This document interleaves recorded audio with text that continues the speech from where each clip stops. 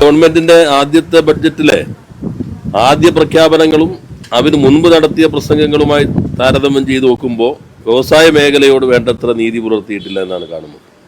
അതിൽ ഗൗരവമായൊരു വ്യതിയാനം വന്നിട്ടുള്ളത് കഴിഞ്ഞ ബജറ്റിൽ മുന്നോട്ട് വച്ച ഏറ്റവും പ്രധാനപ്പെട്ട ഒരു പദ്ധതിയാണ് ക്രിട്ടിക്കൽ മിനറൽ കോറിഡോർ എന്നുള്ളത്. നമ്മുടെ ധാതു സമ്പത്ത് ക്രിട്ടിക്കൽ മിനറലിലേക്ക് വാല്യൂ അഡീഷൻ നടത്തുന്നതിനുള്ള ഒരു പുതിയ സംവിധാനമായി കേരളമാണ് ആദ്യമായി ഒരു ബജറ്റിനകത്ത് അത് പ്രഖ്യാപിക്കുന്നത്.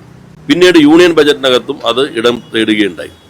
എന്നാൽ നമ്മുടെ ബജറ്റിൽ വളരെ കൃത്യമായി പറഞ്ഞിരുന്നു KMML, അതുപോലെ തന്നെ IRE, കെൽട്രോൺ, NDTVC, ഈ ഹൈദരാബാദ് കേന്ദ്രമായിട്ടുള്ള ഫെറസുമായി ബന്ധപ്പെട്ട ഈ മിനറൽസിലെ പ്രധാനപ്പെട്ട സ്ഥാപനം ഇവയുമായി ചേർന്നിട്ടുള്ള പൊതുമേഖല അധിഷ്ഠിതമായ ഒരു പദ്ധതി അതിനകത്തായിരിക്കും കേന്ദ്രീകരിക്കുന്നത് എന്ന് കണ്ടിരുന്നു.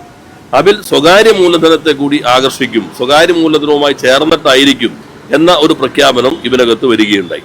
അപ്പോൾ നേരത്തെ ഈ 3 സംവിധാനങ്ങൾക്ക് മുൻകൈയുള്ള ഒന്ന് അതിനകത്ത് മറ്റെന്തൊക്കെ വേണമെന്നുള്ളത് ആ ഘട്ടങ്ങളിലാണ് തീരുമാനിക്കുന്നതെങ്കിൽ ഇപ്പോൾ പൂർണ്ണമായിട്ടും സ്വകാര്യ മൂലധനത്തിലേക്ക് വിട്ടുകൊടുക്കാനും ഈ പൊതുമേഖലാ സ്ഥാപനങ്ങളെ പൂർണ്ണമായിട്ടും ഒഴിവാക്കിക്കൊണ്ടുള്ള ഒരു പ്രസംഗമാണ് ഇന്ന് ധനകാര്യ ഉപമന്ത്രി കൂടിയായ മുഖ്യമന്ത്രി നടത്തിയിട്ടുള്ളത്. അത് KMML ഉൾപ്പെടെയുള്ള ആ മേഖലയെ സ്വകാര്യവൽക്കരിക്കുന്നതിനും ധാതു സമ്പത്ത് പൂർണ്ണമായും കൊള്ളലാഭം തട്ടിയെടുക്കുന്നതിന് വേണ്ടി കൈവിട്ടു കൊടുക്കുന്നതിനുള്ള ഒരു തീരുമാനമായിട്ട് വേണം കാണാൻ. 2, ഇൻവെസ്റ്റ്മെന്റിനെ സംബന്ധിച്ച് ചില പേരുകൾ മാറ്റിയിട്ടുണ്ട്. നേരത്തെ ഇൻവെസ്റ്റ് കേരള എന്നായിരുന്നു, ഇപ്പോൾ അത് ഇൻവെസ്റ്റ് കേരളം, അത് മാറ്റം വരുത്തിക്കൊണ്ടായിരിക്കാം. ഞങ്ങൾ കേരള ബ്രാൻഡായിരുന്നു, ഇപ്പോൾ ബ്രാൻഡിങ് കേരള. ഇങ്ങനെയുള്ള ചില മാറ്റങ്ങളാണ് നടത്തിയിട്ടുള്ളത്. അതിൽ കൗതുകകരമായി തോന്നിയത് ഇൻവെസ്റ്റ്മെന്റിൽ ഏറ്റവും പ്രധാനപ്പെട്ട ഒരു തീരുമാനമായി പ്രഖ്യാപിച്ചിട്ടുള്ളത് മുഖ്യമന്ത്രി അധ്യക്ഷനും വ്യവസായ വകുപ്പ് മന്ത്രി ഉപാധ്യക്ഷനുമായിട്ട് ഒരു പുതിയ ബോർഡ് രൂപീകരിക്കുമെന്നാണ്. എന്നാൽ അദ്ദേഹം തന്നെ പ്രതിപക്ഷ നേതാവായിരുന്ന കാലത്ത് നിയമസഭ ഇത് സംബന്ധിച്ച് ചർച്ച ചെയ്തൊരു നിയമം പാസ്സാക്കിയിട്ടുണ്ട്. മുഖ്യമന്ത്രി ചെയർമാനും വ്യവസായ വകുപ്പ് മന്ത്രി കോ ചെയർമാനും മറ്റ് ബന്ധപ്പെട്ട റവന്യൂ ഉൾപ്പെടെയുള്ള വകുപ്പുകളുടെ വ്യവസായവുമായി ബന്ധപ്പെട്ട് വരുന്ന വകുപ്പുകളുടെ മന്ത്രിമാർ വൈസ് ചെയർമാനുമാരായിട്ടുള്ള ഒരു ബോർഡ് രൂപീകരിക്കാനുള്ള നിയമം കേരള നിയമസഭ പാസ്സാക്കിയിട്ടുണ്ട്. അതിന് ഗവർണർ അംഗീകാരം നൽകിയിട്ടുണ്ട്. അതുകൂടാതെ ചീഫ് സെക്രട്ടറി നയിക്കുന്ന വ്യവസായ വകുപ്പിന്റെ സെക്രട്ടറി കൺവീനറായിട്ടുള്ള ഇംപ്ലിമെന്റേഷന്റെ എക്സിക്യൂട്ടീവ് കമ്മിറ്റിയുമുണ്ട്. അപ്പൊ കേരള നിയമസഭ നിയമത്തിലൂടെ പാസ്സാക്കിയ ഒന്നാണ് പുതിയ ഒന്ന് എന്ന രൂപത്തിൽ അവതരിപ്പിച്ചിട്ടുള്ളത്. അതിലാകെ ഒരു മാറ്റം, അതിൽ നിയമസഭ പാസ്സാക്കി ഇന്ന് സംസ്ഥാനത്ത് നിലവിലുള്ള നിയമത്തിൽ വ്യവസായ വകുപ്പ് മന്ത്രി കോ ചെയർമാനാണ് മുഖ്യമന്ത്രിക്കൊപ്പം, മറ്റ് മന്ത്രിമാർ വൈസ് ചെയർമാൻമാരാണ്. ഇതിൽ മുഖ്യമന്ത്രി ചെയർമാനും വ്യവസായ വകുപ്പ് മന്ത്രി ഉപാധ്യക്ഷനുമായിട്ടൊരു സമിതി. അപ്പൊ വ്യവസായ വകുപ്പ് മന്ത്രിയെ ഒന്ന് തരം താഴ്ത്തിയിട്ടുള്ള ഒരു പ്രഖ്യാപനം എന്നല്ലാതെ നിലവിലുള്ള നിയമത്തെ മാറ്റാനാണ് ഉദ്ദേശിക്കുന്നത്. അത് വ്യക്തമായ കാര്യമല്ല. അതേപോലെ തന്നെയാണ് MSMEകൾ 10,000 MSME പുതുതായിട്ട് ആരംഭിക്കും. അതിന് 100 കോടി ചെലവഴിക്കും. അത് വേണ്ടത്ര കാഴ്ചപ്പാടോ ഇല്ലാതെയുള്ള പ്രഖ്യാപനമായിട്ടാണ് തോന്നുന്നത്. ഇപ്പോൾ കേരളത്തിൽ MSME മേഖല ശക്തിപ്പെട്ടു. അതിന്റെ ഭാഗമായി 2 പദ്ധതികൾ ഓൺഗോയിങ് ആണ്. ഒന്ന് മിഷൻ 1000, മറ്റൊന്ന് മിഷൻ 1 lakh. മിഷൻ 1000 ഏകദേശം 544 MSMEകൾ അവർ തെരഞ്ഞെടുത്ത് 100 കോടി ടേൺ ഓവർ ഉള്ളതാക്കി മാറ്റുന്ന പദ്ധതി മുന്നോട്ട് പോകുന്നുണ്ട്. അതേപോലെ മിഷൻ 1 lakh എന്നുള്ളത് 1,00,000 MSMEകളെ 1 കോടി ടേൺ ഓവറുള്ള MSMEകളായിട്ട് ഉയർത്താനുള്ള പദ്ധതിയുമാണ് നടപ്പിലാക്കിക്കൊണ്ടിരിക്കുന്നത്. അപ്പോൾ പുതുതായി 10,000 MSMEകൾ 100 കോടി ചെലവഴിച്ച് ആരംഭിക്കലാണോ, അതോ ഈ പദ്ധതികൾക്ക് കൂടുതൽ ശക്തി മറുകിക്കൊണ്ട് നിലവിലുള്ള MSMEകളുടെ കുറെ കൂടി മുന്നോട്ട് കൊണ്ടുപോകാനുള്ള സ്കെയിൽ അപ്പ് ചെയ്യാനുള്ള പദ്ധതി ആയിരുന്നു? അതാണ് കേരളത്തിലുള്ളത്. അതിനെക്കുറിച്ചുള്ള ഒരു പരാമർശവും ബഡ്ജറ്റിനകത്ത് കാണാൻ കഴിയുന്നില്ല. അതുപോലെ മൊത്തം അലോക്കേഷൻ നോക്കുമ്പോൾ ഏകദേശം 302 കോടി രൂപ കുറഞ്ഞിട്ടുണ്ട് വ്യവസായ മേഖലയെ സംബന്ധിച്ച്. ഐടിയും കൂടിയായിട്ട് ചേർത്ത് വെക്കുകയാണ് 400 കോടിയോളം കുറവാണ് വന്നിട്ടുള്ളത്. അപ്പോൾ വ്യവസായ മേഖലയ്ക്ക് വലിയ പ്രാധാന്യം നൽകും എന്ന് പറയുമ്പോൾ തന്നെ ഈ മാറ്റമുണ്ട്. പിന്നെ ജെൻസി ടെക്നോളജി എന്ന് പറയുമ്പോൾ അതിനകത്ത് വിവരിച്ചിട്ടുള്ള കാര്യങ്ങളെല്ലാം നേരത്തെ ഉള്ളത് തന്നെയാണ്.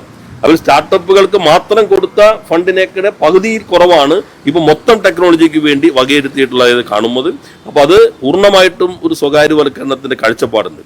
പിന്നെ പൊതുമേഖല ഉൾപ്പെടെയുള്ള ലാൻഡ് പൂളിംഗ് ഉപയോഗിക്കും. അത് കഴിഞ്ഞ ഗവൺമെന്റ് സമയത്തും ആ ലാൻഡ് നമ്മൾ പൂൾ ചെയ്ത് ഉപയോഗിക്കാൻ തുടങ്ങിയിരുന്നു. പക്ഷെ അതിൽ വളരെ കൃത്യമായിരുന്നു ഏത് പൊതുമേഖലയുടെ ലാൻഡാണ് ഉപയോഗിക്കുന്നത് അതിൽ നിന്ന് ലഭിക്കുന്ന പണം ആ പൊതുമേഖലയുടെ ആധുനികവൽക്കരണത്തിന് ശക്തിപ്പെടുത്തലിനുമാണ് ഉപയോഗിക്കുന്നത്. അങ്ങനെയാണ് ട്രാക്കോ കേബിളിന്റെ സ്ഥലം ഇപ്പൊ ഇൻഫോ പാർക്കിന് നൽകി, മറ്റു പല പൊതുമേഖലാ സ്ഥാപനങ്ങളിൽ ഉപയോഗിക്കാത്ത സ്ഥലങ്ങൾ നൽകിയിട്ടുണ്ട്. പക്ഷെ ആ സ്ഥലത്തിന്റെ കൈമാറ്റം ലീസിലൂടെയൊക്കെ ലഭിക്കുന്ന പണം പൂർണ്ണമായിട്ടും ആ പൊതുമേഖലാ സ്ഥാപനത്തെ ശക്തിപ്പെടുത്താനാണ് ഉപയോഗിക്കുന്നത്. പക്ഷെ ഇവിടെ ആ കാഴ്ചപ്പാട് കാണുന്നില്ല. പൊതുമേഖലാ സ്ഥാപനങ്ങൾ പൂർണ്ണമായിട്ടും ആ പണം വിൽക്കുക, ഖജനാവിലേക്ക് മുതൽ കൂട്ടുക എന്ന ഒരു കാഴ്ചപ്പാടാണ് അതിനകത്ത് പ്രതിഫലിക്കുന്നത്. പൊതുമേഖലയെ കുറിച്ചുള്ള പൊതുവായ മറ്റ് വിശദാംശങ്ങളൊന്നും തന്നെ ബജറ്റ് പ്രസംഗത്തിനകത്ത് വന്നിട്ടില്ല. അപ്പോൾ പൂർണ്ണമായും അതിനെ കൈയൊടിയുന്ന ഒരു സമീപനമാണ് ഈ ബജറ്റിനകത്ത് പ്രതിഫലിക്കുന്നത്. അപ്പോൾ പ്രഖ്യാപനങ്ങൾക്ക് അനുസൃതമായിട്ടുള്ള കാര്യം, ഇപ്പോൾ കാഷ്യൂ ഒറ്റ ടൈം സെറ്റിൽമെന്റ് നടപ്പിലാക്കും. അത് കഴിഞ്ഞ 4 കൊല്ലമായിട്ടുള്ളതാണ്. ബാങ്കുകളുടെ OTS ഓരോ വർഷം പുതുക്കിക്കൊണ്ടിരിക്കുന്നതാണ്. തൊഴിലാളികൾക്ക് പുതുതായി ഇൻകം സപ്പോർട്ട് സ്കീം നടപ്പിലാക്കും. അത് കേരളത്തിലുള്ളത് തന്നെയാണ്. അപ്പോൾ പുതുക്കിയ ബജറ്റ് പ്രസംഗമാണെങ്കിലും ഇത് പുതിയത് എന്ന രൂപത്തിലാണ് പലതും അവതരിപ്പിച്ചിട്ടുള്ളത്. അതുപോലെ വിപണിയുടെ പകുതി പണം ഗവൺമെന്റ് വഹിക്കും. അതും നിലവിലുള്ള സ്കീം തന്നെയാണ്. അന്താരാഷ്ട്ര കമ്പോളത്തിലേക്ക് കയറെത്തിക്കും. ഇപ്പൊ തന്നെ വാൾമാർട്ട്, അതുപോലെ തന്നെ ഫ്ലിപ്കാർട്ട്, ഇവരേക്കെല്ലാം കേരളത്തിൽ നിന്ന് കയറ്റുമതി ചെയ്യുന്നത് കഴിഞ്ഞ ഗവൺമെന്റ് സമയത്ത് തന്നെ ആരംഭിച്ചിരുന്നു. അപ്പൊ ആ പദ്ധതികൾ തന്നെയാണ് പുതിയ പേരിട്ട് ആരംഭിച്ചിട്ടുള്ളത്. വ്യത്യാസം സ്വകാര്യവൽക്കരിക്കാൻ നോക്കുന്നു. പൊതുമേഖലയുടെ ഭൂമി അത് പൊതുമേഖലയ്ക്ക് വേണ്ടി ഉപയോഗിക്കുന്ന അടിസ്ഥാന കാഴ്ചപ്പാട് മാറുന്നു. ലാൻഡ് പൂളിംഗ് വലിയൊരു കാഴ്ചപ്പാടായിട്ട് അവതരിപ്പിച്ചിട്ടുണ്ട്. അത് കേരളത്തിൽ ചട്ടം പാസ്സാക്കിയിട്ടുള്ളതാണ്. ഇൻഫോ പാർക്കിന്റെ 3ാമത്തെ സ്റ്റേജ് ലാൻഡ് പൂളിംഗ് വഴിയാണ് എടുത്തിട്ടുള്ളത്. തിരുവനന്തപുരത്ത് ഈ വിഴിഞ്ഞവുമായി ബന്ധപ്പെട്ട ഭൂമി ഏറ്റെടുക്കാൻ 1000 കോടി രൂപ വായ്പ എടുക്കുന്നതിന് വേണ്ടി കിൻഫ്രയ്ക്ക് കഴിഞ്ഞ ബജറ്റിനകത്ത് അനുമതി നൽകിയിട്ടുണ്ട്. ഈ ബജറ്റ് പ്രസംഗത്തിനകത്ത് അത് കാണുന്നില്ല. അപ്പോൾ ഇവിടുത്തെ ഈ സാധ്യത ഉപയോഗപ്പെടുത്തിക്കൊണ്ട് ഒരു വ്യവസായ മേഖല ശക്തിപ്പെടുത്താനുള്ള ആ നീക്കത്തിൽ നിന്ന് പിൻവാങ്ങിയിട്ടുണ്ടോ എന്നാണ് വ്യക്തമാക്കേണ്ടത്. ഇതാണ് പൊതുവെ ഈ ബജറ്റിൽ വ്യവസായ മേഖലയെ സംബന്ധിച്ച് സൂചിപ്പിക്കാനുള്ളത്.